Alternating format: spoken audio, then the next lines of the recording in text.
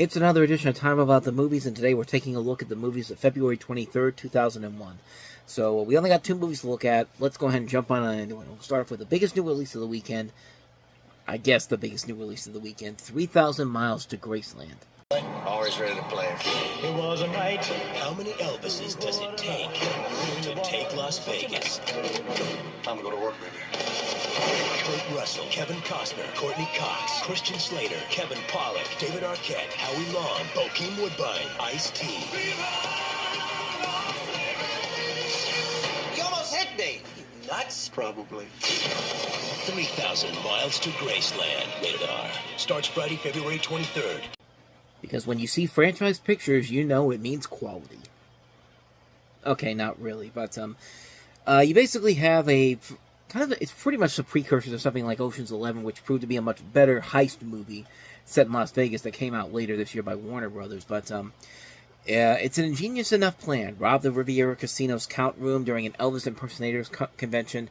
What could possibly go wrong? But Thomas Murphy, played by, I believe it's Kevin Costner, he decides to keep all the money for himself, shoots all of his partners, including recently freed ex-con Michael Zane, played by Kurt Russell. With $3.5 million at stake, the Marshal Service is closing in, and single mother Sybil Waingro, played by Courtney Cox, and her son Jesse, constantly confounding things, Michael must track down Murphy. This is a movie that, like I said, it's franchise pictures. A lot of their movies were not that great, and they had a high budget, and sure enough, it's another one of those movies that has one of those high budgets, and you can't help but think that yourself that the people that the producers of this movie went into Las Vegas, basically spent all that money they were given, and basically tried to get as much money as they could, but they couldn't. And when they realized that, oh shit, we don't have enough money to make this movie, let's just make the cheapest production we can, and just say that we spent $47 million on it. And that's the end result here. And, you know, for a movie that has Kurt Russell, Kevin Costner, Courtney Cox, Christian Slater, Kevin Pollak, David Arquette, Thomas Hayden Church, Bokeem Woodbine, Ice-T, friggin' Paul Anka, you would think there'd be so much more to it, but, yeah, as far as the film itself goes, it's pretty bad. I mean, there are some possibly good ideas overall, but the movie just turns out to be another one of those movies that doesn't know what type of tone it wants to set, and the tone it decides to set doesn't match up with what the original intentions of the movie were. It's just a film that, it's not funny, the action sequences are not that great, the acting overall is really mediocre, and you don't expect that from talents like Costner and Russell among the cast in this movie, but you expect so much more from it. But unfortunately, again, franchise pictures, they are notoriously known for making one bad movie after another, and this is another one of those prime examples of a movie that is a bad movie on so many levels, and a film that fits so rightly with the dumping ground months of January and February. So, not much more to say about this one, 3,000 Miles to Graceland. So let's go ahead and move on to our last movie, and that is Brendan Fraser in Monkeybone.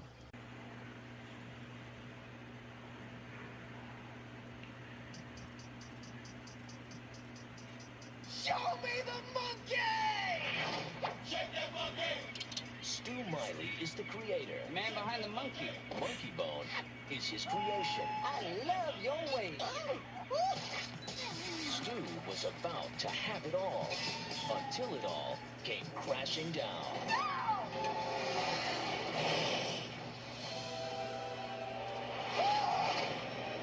From the director of The Nightmare Before Christmas.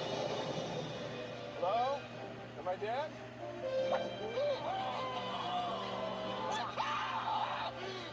Hiya, boss.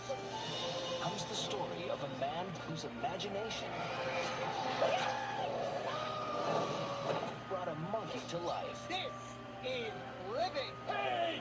Get your fat butt out of my face. And a monkey We've got big plans for that body of yours. who wanted a life of his own.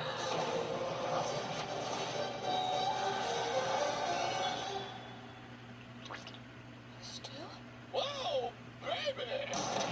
This spring, if it screams, if it swings, ooga, ooga, da, da, da, da, da, it's got to be Drinks for everybody. Monkeybone. 20th Century Fox presents Brendan Fraser, Bridget Fonda, The woman I love is living with a little monkey that looks like me. Dive, dive, dive! lucky girl. Monkeybone. Sorry, kitty. Be right back after I choke my monkey! Kind of like with 3,000 Miles to Graceland, a very promising premise overall, and very promising ideas, very promising, unique, interesting concepts mixing live action and animation together, stop motion animation. The end result, not so much. The storyline of this movie is that you have Brendan Fraser as this cartoonist who ends up in a coma, where he ends up located in this place called Downtown, which is basically a state of limbo between heaven and hell. And he runs into the titular character that he created, as voiced by John Turturro, as he works to get back to the living while contending with an evil plot to supply Downtown with nightmares. Fittingly, this is directed by the same man that gave us The Nightmare Before Christmas. And, yeah, and this also is written by Sam Hamm, who also wrote Batman and Batman Returns. And a cast that includes Bridget Fonda, Chris Kattan, Giancarlo Esposito, Rose McGowan, Whoopi Goldberg, again, John Turturro. The possibilities for this movie should have been massive. I mean, this should have been a really impressive movie, and a chance to show what Henry Selick can do as a director as a whole. But when you watch the film and you see it go on, you start to realize that, yeah, this was just a bad idea altogether. I feel like this is a movie that had so much more potential to it, so much more ideas to it. This is based off of a comic book, too, a comic book called Darktown, which, of course, like I said, is pretty much... I said it was Downtown. Is it? Yeah, Downtown. So it's not the same thing. I thought it was the same thing for a second there, but... Yeah, it's based off of a comic book called Darktown, and it was basically an idea that the writer of this basically said that I've never felt any project was closer to my sensibilities than this one. The initial intent was to stay true to source material, which could be seen in the early designs from Selick's company, Twitching Image. However, as the project developed and eventually evolved into Monkeybone. So this is not even a movie this movie did not end up being the movie that was originally intended to be the film that Darktown was supposed to be.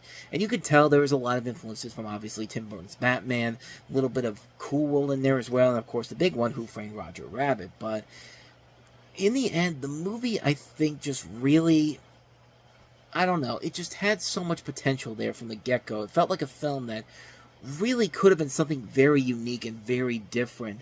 And it has the visuals to it. It's got a lot of weird, bizarre, dark, twisted ideas, and maybe too twisted for its own good. There are moments in this movie where it's just kind of like, they're going way too far with these visuals, man. It's just really bizarre, insane stuff, and it just really, it never really lives up to the full potential that I think they wanted to, especially when Henry Selick said over 20 years later. He basically said that it would have been done better if they had advertised it a little. I would still like to do a director's cut, but there's a lot of cool stuff that was removed. My main lesson learned is that I don't really do well in the live-action universe. I love my world of stop motion. I went down a slippery slope to make Monkeybone, and the film that came out is not my vision of what the film could have been, and I just don't thrive in that, which is pretty true, because once he did this movie and went back to doing what he did best with stop motion, his career really went back on track. I mean, he helped to establish Leica Animation, he did Coraline, he did Wendell and Wild. I mean, he's basically improved his career, put his career back on track after this particular film. This was just a movie that I felt like maybe there could have been so much more to it, and it just didn't live up to the potential. And it just shows that Henry Selick tried his hand in live action, didn't find it very interesting, and went back to doing what he did best. Kind of like what happened with Andrew Stanton, who tried to go into the world of live action, and he did John Carter after he did so many Pixar movies.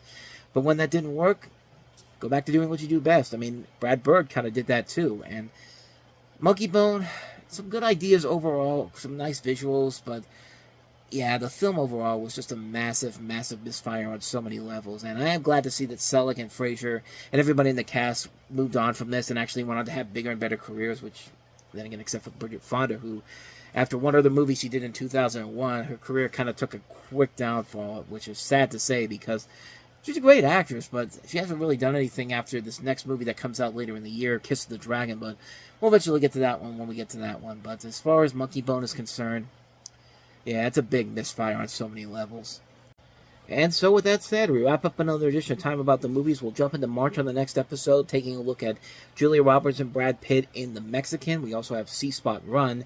2 more movies to look at next time around. We'll take a look at those on the next episode. But until then, Thank you so much for watching, and if you want to see more videos like this, please hit the playlist on the next page, check out the previous episode, and don't forget to hit the like and subscribe button if you want to see more videos like this on this channel. So with that said, I'm off. I will see you guys next time, and until the next time I see you, take care.